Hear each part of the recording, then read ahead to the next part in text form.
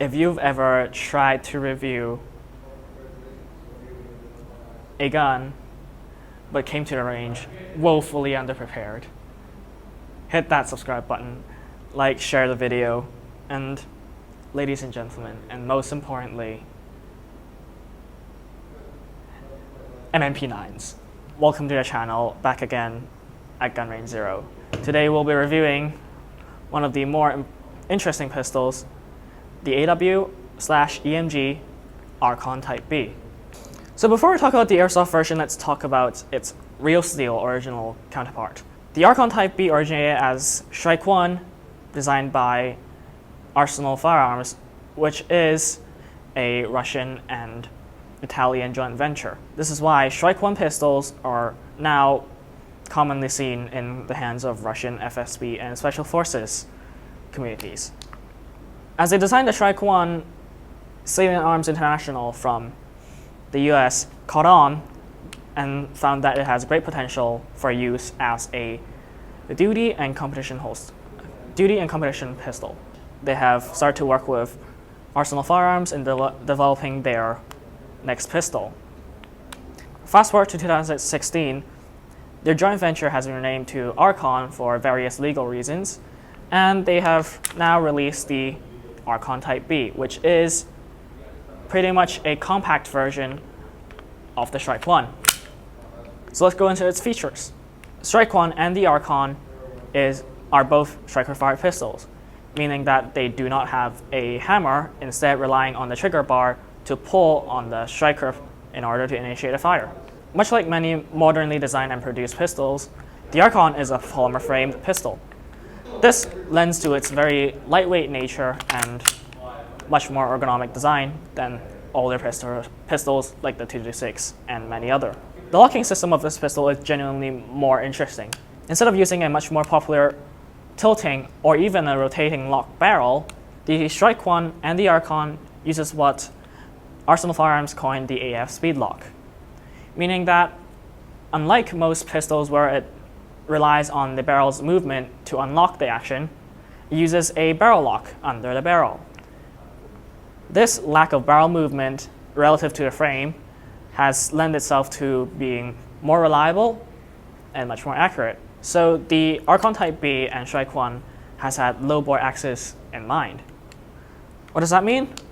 It basically means that the grip is designed so that the webbing of your hand could be pushed up against the slide and closer to the barrel axis as much as possible. This helps in recoil control and general ergonomics of the pistol. Lastly, it uses what Arsenal Firearms coined as grip mapping technology. This, in short, basically means that the texturing on the grip is angled differently towards different needs. For example, the forward texturing is angled slightly different to the main grip texture in order to aid for the grip on the front forward grips. So let's now talk about the Airsoft version. So from the tip, we have a WE spec internally threaded barrel. This means that if you have any threaded muzzle attachments you want to attach to it, I don't understand why would you do that. You could theoretically buy a WE barrel threaded adapter and put it on. The Archon Type B, Airsoft, and Real Steel version both feature very nice slide serrations, front and rear. Specifically, since the Archon Type B is designed in conjunction with Salient Arms, the style of their slide serrations are very, very similar, and they do feel very Salient Arms-like. Now, one thing to note is that at the front of the slide, there is this little divot which aids in the use of a press check grip on a pistol. At the bottom, we see a very standard Picatinny rail used to mount light, lasers, and different accessories, what have you. One thing to note is that the pistol is ever so slightly too thick, and that it doesn't really work with a Glock-specific Kydex holster. One thing to keep in mind if you're transitioning to this pistol from a Glock.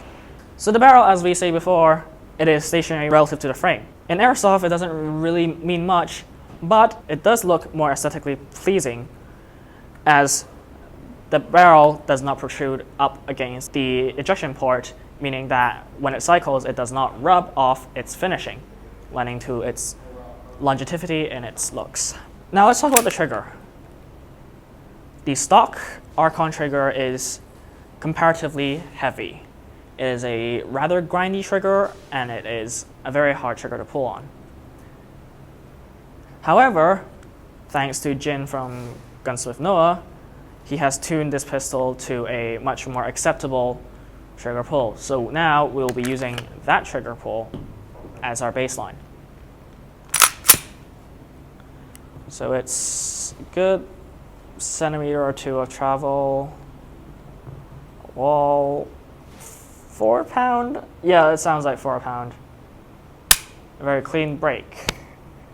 Rack the slide. And funny enough, it does not have audible or tactile trigger reset.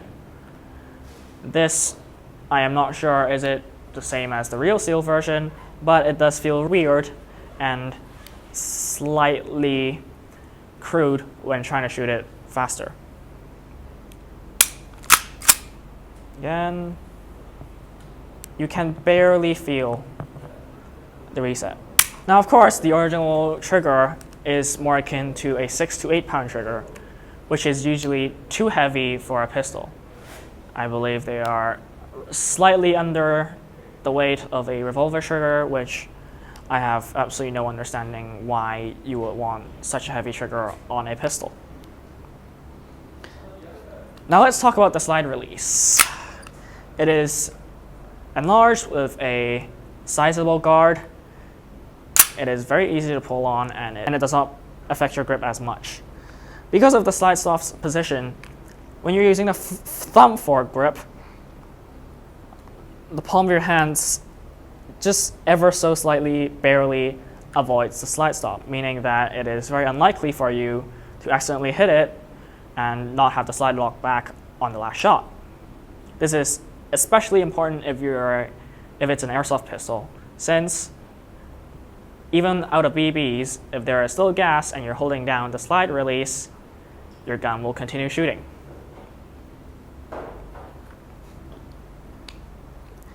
Now let's talk about the magazine release.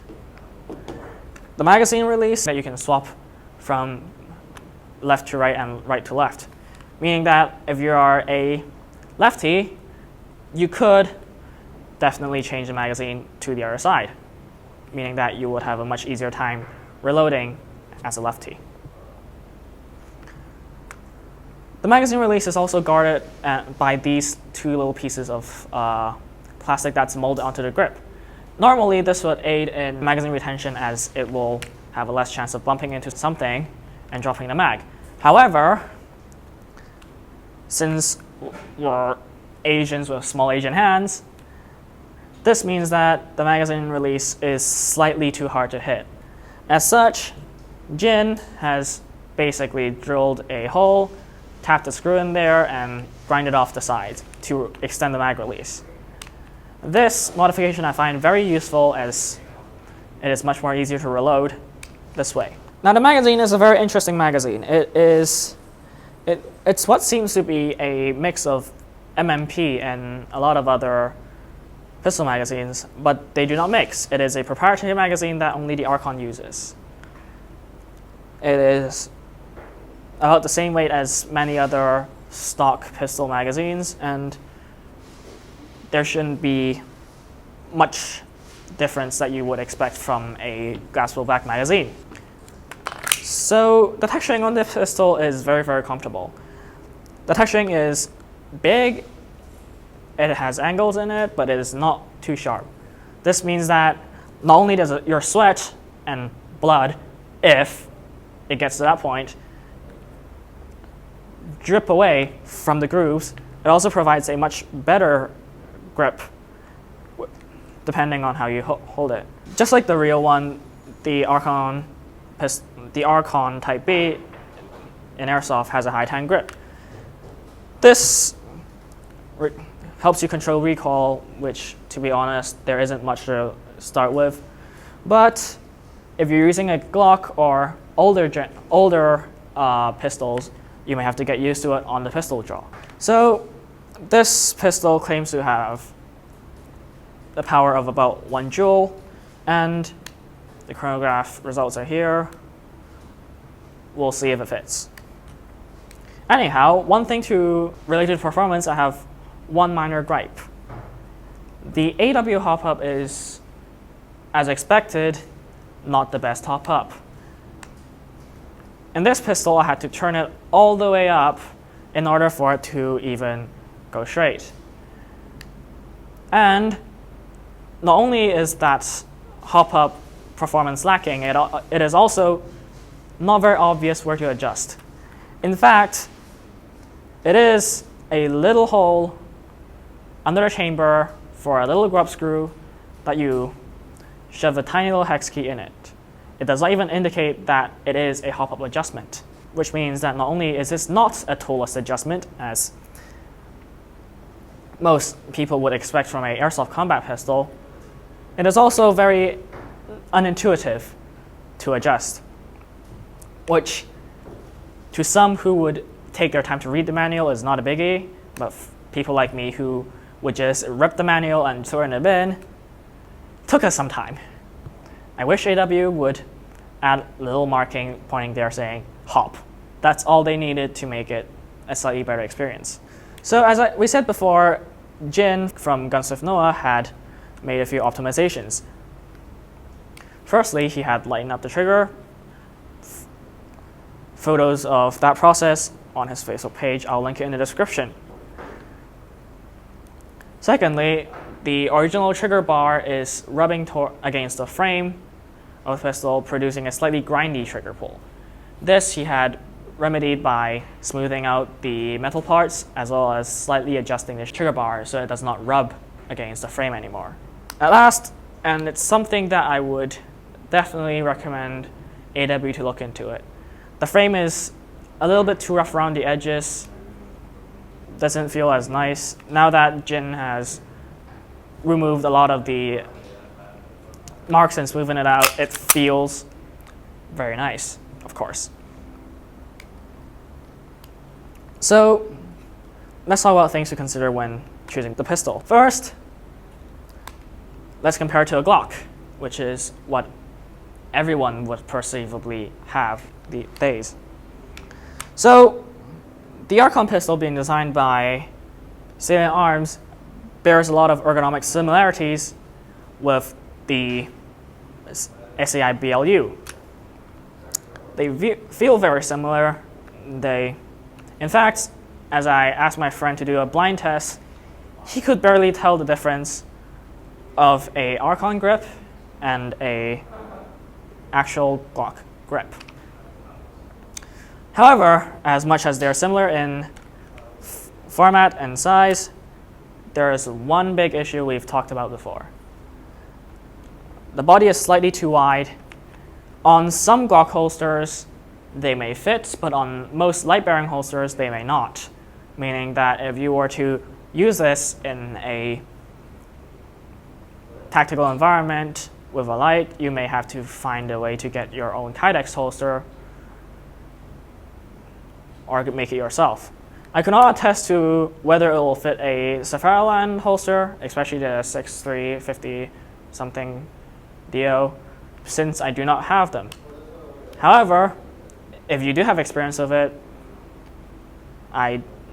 just forward to me and I will put it in the video as a bit of an explanation. Comparing to a Glock, also from AW, the price tag of $180 definitely seems a bit steep, especially when the AW Armor version of their Glocks is about $100. Now, of course, their AW's Glock offerings give you a RMR option, meaning that out of the box, you already have much more customization and updatability down the road. So, how do I feel about this pistol? It is a great pistol, no arguments. It is not exactly the most practical choice, given that, again, a AW Glock offers comparable performance with much more customizations and ability to upgrade down the line for $80 less. However, if you're interested in weird, obscure airsoft guns like the H9 Hudson, and if you just want a pistol that you would drop into a 579 Profit holster and run it, you might consider this as your choice. So ladies and gentlemen, we're at the end of the video. Thank you again to Jin from Gunsmith Noah and Gunrange Zero for letting us try out this pistol and have this place to film. And we'll see you next episode. Thank you.